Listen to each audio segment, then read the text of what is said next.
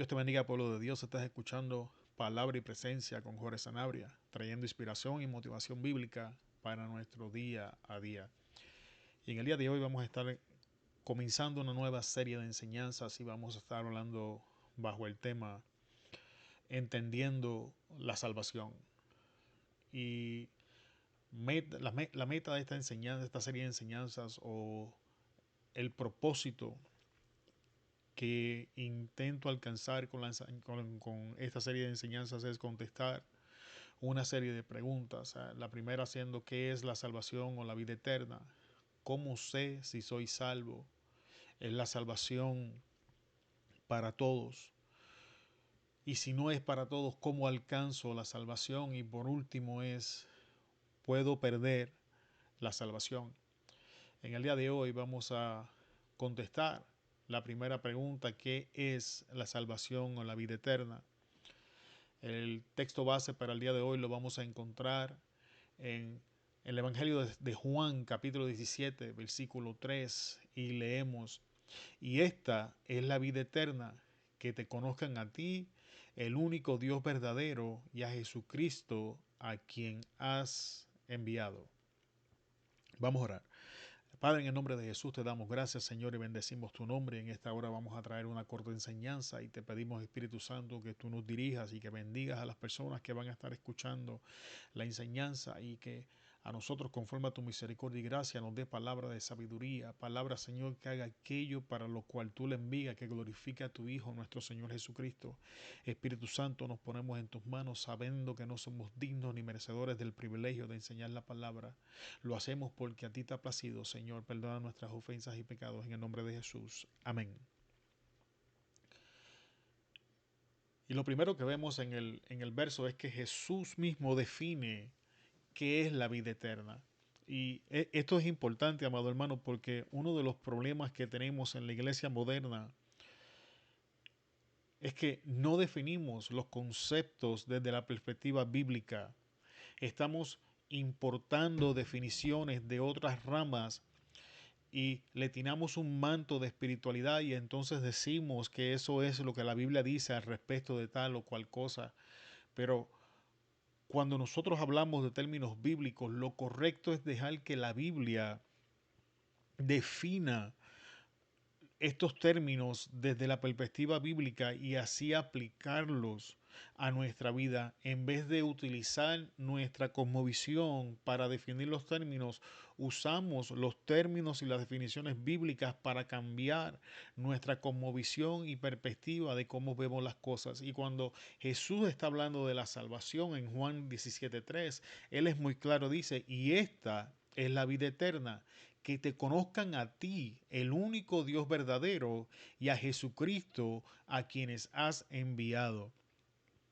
Y antes de entrar con ciertas palabras claves que vamos a encontrar en el texto, hay cosas que el texto nos recalcan. Y Jesús dice: que te conozcan a ti, el único Dios verdadero. Y esto da a entender que si hay un solo Dios verdadero, entonces, por definición, tienen que haber dioses que no son verdaderos, tienen que haber dioses que son falsos, lo que la Biblia llama como ídolos. Pero lo que muchas veces pasamos por alto, que Jesús podría estar incluyendo en lo que está diciendo, es que muchas veces nosotros, amado hermano, nos convertimos a un Dios que nosotros creamos en nuestra mente y le ponemos el nombre del Dios del cielo, y que hacemos profesión de fe a un evangelio que no es el verdadero evangelio, y entonces cometemos el error de que sinceramente nos convertimos a un Dios que no es verdadero. Y Jesús está diciendo con claridad: que te conozcan a ti, el único Dios verdadero, hablando del Padre Celestial. Pero la cosa no termina ahí. Entonces Jesús dice: y a Jesucristo, a quien has enviado. Y esto es importante, amado hermano. ¿Por qué? Porque todo el mundo quiere un pedazo de Jesús. Nadie tiene problemas cuando tú mencionas a Jesús. Para algunos Jesús era un buen profeta, para otros era un buen maestro, para otros era un filósofo. Y mientras tú dejas a Jesús sin definir, no hay problema, pero cuando haces lo que Cristo hizo, Jesús se definió a sí mismo y entonces ahora le pones el título del Cristo. Jesucristo, Jesús el Mesías, Jesús el Salvador, Jesús el Rey de Reyes, Jesús el Hijo de Dios. Ahora tenemos un problema. Porque el problema está en cuando definimos el concepto de quién es Dios y quién es Jesús. Y estos dos conceptos tienen que estar sumamente claros y alineados con la definición bíblica para que entonces obtengamos la vida eterna. Si una de estas dos cosas no es correcta, tenemos el peligro de hacer una profesión a un evangelio que no nos va a dar vida eterna. Es por eso que Pablo le enseñaba a los Gálatas, si aún un ángel desciende del cielo y les predica un evangelio diferente, el tal sea anatema. Y una de las cosas que se ha infiltrado dentro de la iglesia en los tiempos que estamos viviendo es que estamos escuchando un evangelio que es diluido, un evangelio que no es el evangelio de Jesucristo y se está propagando como un virus dentro de nuestras congregaciones. Estamos escuchando de un Jesús que no es el Jesús bíblico y las personas se están convirtiendo a un Jesús que no es verdadero. Hemos tomado una caricatura de nuestro Señor Jesucristo, hemos hecho esta caricatura, le hemos puesto el label, le hemos puesto la estampa de Jesús y estamos llevando a la gente a esa caricatura y la gente se está convirtiendo sinceramente a un ídolo. Y Jesús es claro, y esta es la vida eterna, que te conozcan a ti, el único Dios verdadero, y a Jesucristo a quien has enviado. Y ya hablamos de cómo Jesús define qué es la salvación. Hemos dicho la importancia de entender y definir, hablar del Dios verdadero que es el Padre, definir a Jesús como el Cristo, el Mesías, el Salvador, el Rey de Reyes, el unigénito, Dios encarnado, Dios que caminó en el cuerpo en esta tierra, Dios que murió en la cruz por el pago de nuestros pecados y resucitó al tercer día. Y todas estas cosas importantes que queden bien definidas desde la perspectiva bíblica. Pero hay ciertas palabras que me llaman la atención, siendo una de ellas que te conozcan a ti. Y cuando la Biblia habla de conocer, no está hablando de conocer como en el término que nosotros hablamos. Nosotros decimos, no, pues yo conozco a fulano, conozco a sutano, conozco a Prensejo. No sé, yo lo conozco, yo sé quién es lo que queremos decir. Pero eso no es lo que la Escritura está diciendo cuando habla de conocer. Así que lo que vamos a hacer es que vamos a retroceder en las Escrituras y vamos a ver dónde encontramos por primera vez la palabra conocer. Hay una herramienta que usan los hermenéuticos que se llama la ley de la primera mención y esto lo que dice es que la primera vez que vemos un concepto en la Biblia nos da el lente en el cual vamos a ver ese concepto, cómo vamos a definir ese concepto o cómo vamos a aplicar ese concepto cuando lo volvamos a ver. Y eso es lo que vamos a hacer con la palabra conocer. Vamos a Génesis capítulo 4, versículo 1. Conoció Adán a su mujer Eva, la cual concibió y dio a luz a Caín y dijo, por voluntad de Jehová he adquirido varón. Después dio a luz a su hermano Abel. Y conocer, amado hermano, no es sexualidad. Vamos a dejar eso claro desde el inicio, de que conocer no estamos hablando de sexualidad. Es posible, amado hermano, tener sexualidad sin la necesidad de establecer conocer. Conocer lo que habla es de intimidad. Y como dije anteriormente, es posible tener sexualidad sin intimidad. ¿Dónde tengo una evidencia bíblica de esto? La encontramos en el libro de Génesis, en la historia de Jacob. Cuando Jacob sale huyendo y llega a la tierra de sus padres, se encuentra con una mujer que se llama Rebeca, se enamora de ella, habla con su papá, Labán, trabaja 7 años por Raquel, pero en la noche de la boda le dan a Lea, que es la hermana mayor. Jacob está ebrio, Jacob está borracho, entra a la tienda y tiene sexo.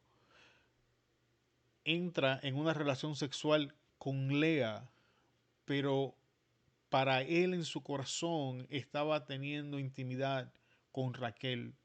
Así que es posible tener sexo con una persona sin intimidad. Lo correcto es que la sexualidad sea el producto de la intimidad. Así que lo que la historia nos está enseñando es que la vida eterna es que nosotros alcancemos intimidad con el único Dios verdadero.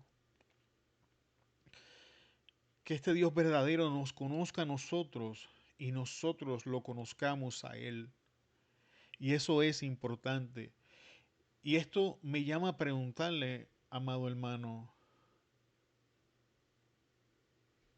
¿estamos conociendo a Dios o sencillamente estamos obteniendo información sobre Él? Porque muchas veces, amado hermano, somos informados, pero no entramos al proceso de transformación que debe de acontecer en la vida de un creyente que entra en el proceso de la vida eterna.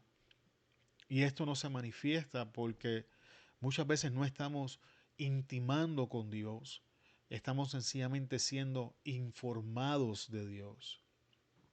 El verso anterior nos enseña de que si estamos intimando con Dios, entonces concebiremos conforme a su voluntad. Si nosotros comenzamos a entrar en una relación de intimidad con Dios, vamos a comenzar a producir fruto como consecuencia de esta relación. Presta atención que no dije ni mencioné de que el fruto, nosotros somos la fuente de este fruto. Dios es la fuente del fruto y este fruto se produce a través de nosotros como consecuencia de nuestra intimidad con Dios. Para entenderlo de mejor manera, vamos a regresar al texto donde dice que Adán conoce a Eva y como consecuencia de esa intimidad con Adán, Eva queda embarazada y produce un hijo, pero Eva por sí sola no es la fuente del hijo, aunque en el caso natural ambos padres tienen que ver en el proceso, vamos a verlo desde esta perspectiva. Adán vendría siendo la fuente, Eva queda embarazada y es el canal por donde este bebé sale. Y es más o menos la representación que pasa con nosotros. Nosotros comenzamos a intimar con Dios y Él es la fuente y nosotros somos sencillamente el canal o el medio por el cual esta fuente crea y comienza a producir frutos en nosotros y nosotros entonces comenzamos a ser transformados a la imagen de nuestro Señor Jesucristo. Ahora, si solo estamos obteniendo información sobre Él, entonces somos informados, pero jamás transformados. Y entonces es necesario que entremos en un proceso donde nos vamos a rendir a su voluntad. Nos vamos a rendir a los deseos de Dios el Padre para que entonces nosotros podamos concebir fruto que proviene de Él y entonces entrar en un proceso de transformación. Y para finalizar en el día de hoy esta corta enseñanza, me gustaría hablarle de los estados del conocimiento, porque como dije anteriormente, muchas veces, amado hermano, vamos a la iglesia o escuchamos predicaciones y enseñanzas y somos simplemente informados. Nunca y muy raras veces para algunas personas entramos en ese proceso de transformación.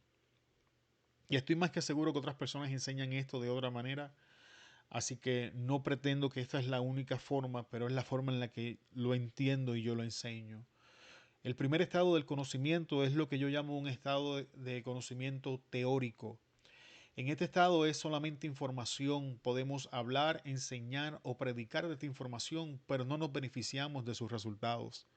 Es cuando, como en este momento, usted que está prestando atención a lo que estamos enseñando, usted está recibiendo una información, un conocimiento teórico, Tan pronto finaliza de escuchar esta enseñanza, usted puede irse y comenzar a hablar de esto, comenzar a enseñarle a otras personas, comenzar a hablar de esta, entre comillas, revelación que acaba de recibir, pero usted mismo no se ha beneficiado de este conocimiento, usted mismo no ha sido cambiado, impactado ni transformado por esto. Así que la primera etapa es simplemente información de la que podemos hablar, enseñar o predicar sin nosotros beneficiarnos de los cambios y la transformación que esta información puede traer a nuestras vidas. La segunda etapa es conocimiento aceptado o rechazado. Ahora que hemos escuchado la información, eh, nos ponemos o nos colocamos en la posición donde tenemos que tomar una de dos decisiones. Opción A, rechazamos la información. Decimos, esto no es para mí, esto no me sirve, esto no es bueno. Y este es el final del proceso. Sencillamente desechamos a un lado lo que acabamos de escuchar, lo desechamos y se acabó el asunto. Opción B, la aceptamos como verdadera y ahora esta opción se convierte en una herramienta para nuestra vida. Somos confrontados por lo que sea que la enseñanza está señalando en nuestras vidas, entendemos que la palabra de Dios tiene la razón, que es verdad y que nosotros estamos equivocados en el asunto. Y ahora que entramos en ese acuerdo con Dios de que Él está bien y nosotros estamos mal, ahora nos posicionamos o hemos sido posicionados en un lugar donde esta información se convierte ahora en una herramienta que me va a ayudar a iniciar el proceso de cambio en mi vida. Conocimiento práctico. Ahora hacemos uso de este conocimiento que hemos aceptado. Lo estudiamos, lo analizamos, intimamos con este conocimiento y es entonces y solo entonces que va a comenzar a producir cambios en nuestra vida. Versículo bíblico que habla de esto del conocimiento práctico, lo encontramos en la epístola de Santiago cuando dice, no sean solo oidores olvidadizos de la palabra, sino sean hacedores de la misma. O sean hacedores de la palabra y no solamente oidores olvidadizos. El principio es el mismo. Lo que Santiago está diciendo es, no se engañen ustedes mismos siendo solo oidores. ¿Por qué? Porque estás recibiendo información, estás recibiendo un conocimiento teórico que no va a cambiar, no va a transformar tu vida. No es hasta el momento en que tú pones la información bíblica en acción que entonces entras en ese proceso de transformación y el llamado siempre ha sido a una vida práctica, a una vida bíblica práctica en nuestras vidas. Santiago lo lleva más lejos y dice, enséñame tu fe sin tus obras y yo te voy a enseñar mi fe a través de mis obras. Santiago no está diciendo que son las obras las que salvan, pero Santiago está diciendo que son las obras las que dan testimonio de la fe viva que hay en él.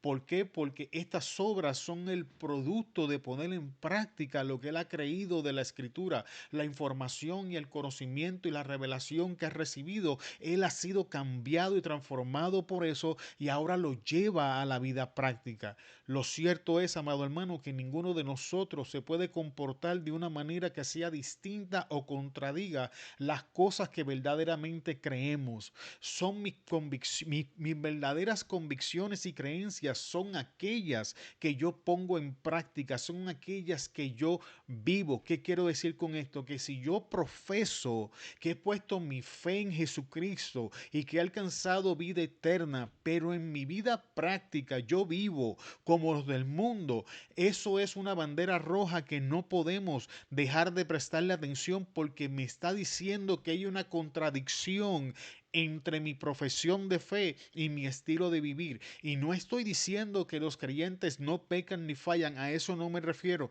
pero un creyente que le ha entregado su vida a Jesucristo, que está intimando con el Padre, que es conocido por el Padre y conoce al Padre, no puede vivir en pecado continuo, no puede llevar un estilo de vida que sea contrario a lo que la Biblia enseña, y a esto es a lo que me estoy refiriendo.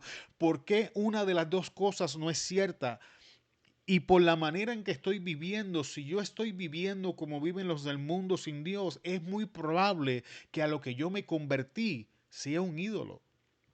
Y es por eso que no puedo alinear mi estilo de vida a lo que la Escritura dice, porque el poder del Espíritu Santo no se puede manifestar en eso. Y a lo último, esto se convierte en sabiduría. Y este es el producto concebido conforme a la voluntad de Dios.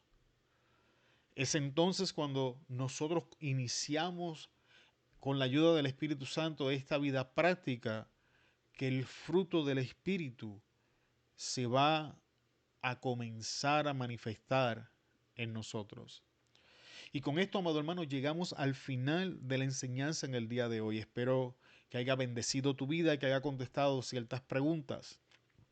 Te damos muchas gracias por estar con nosotros y te esperamos en la próxima enseñanza. Se despide de ustedes Jorge Sanabria, de Palabra y Presencia. Hasta luego.